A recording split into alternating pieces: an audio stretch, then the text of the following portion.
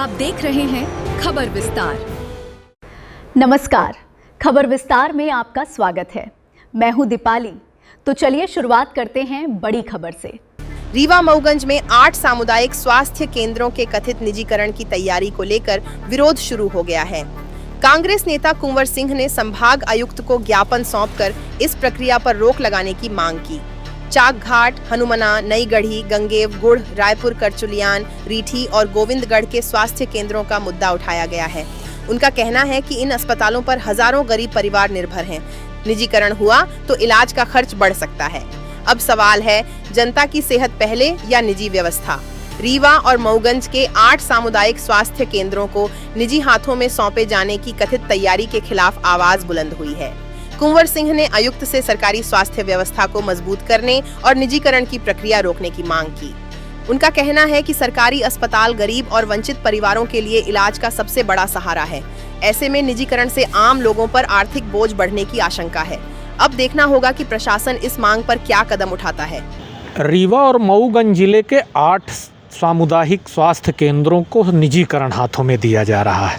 मैं एक सवाल पूछना चाहता हूं माननीय राजेंद्र शुक्ला साहब से कि देश की आज़ादी के वक्त भी देश के हालात अच्छे नहीं थे, इसके बाद भी शासकीय अस्पताल बनाए गए ताकि गरीब मजदूर, किसान, जो गरीब आदमी है उसको प्राथमिक स्वास्थ्य की सुविधाएं उपलब्ध हों, उसको स्वास्थ्य की सुविधाओं के लिए दूर न जाना पड़े।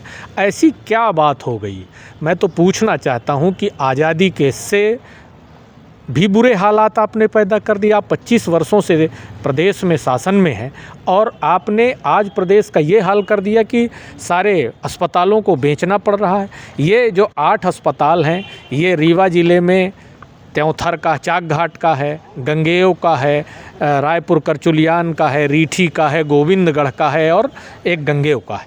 और 2 स्वास्थ्य केंद्र मऊगंज में हनुमना और नई गढ़ी का है। तो मैं भारतीय जनता पार्टी के उन नेताओं से पूछना चाहता हूं, राजेंद्र शुक्ला साहब, आप स्वास्थ्य मंत्री हैं और स्वास्थ्य मंत्री होते हुए सबसे पहले रीवा जिले में ही अस्पतालों को बेचना शुरू करेंगे?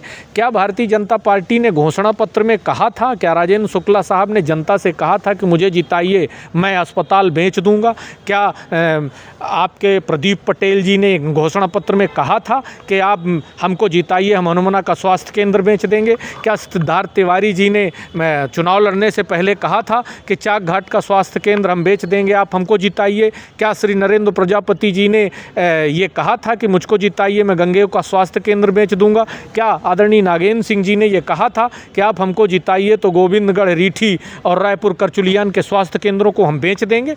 आज मैं आम जनता से, रीवा मऊगंज की जनता से निवेदन करना चाहता हूँ कि यदि आज स्वास्थ्य केंद्र बिक गए और आप नहीं खड़े हुए तो जब आपकी पुश्तें आपसे पूछेंगी कि स्वास्थ्य केंद्र बिक रहा था तब आप कहाँ थे?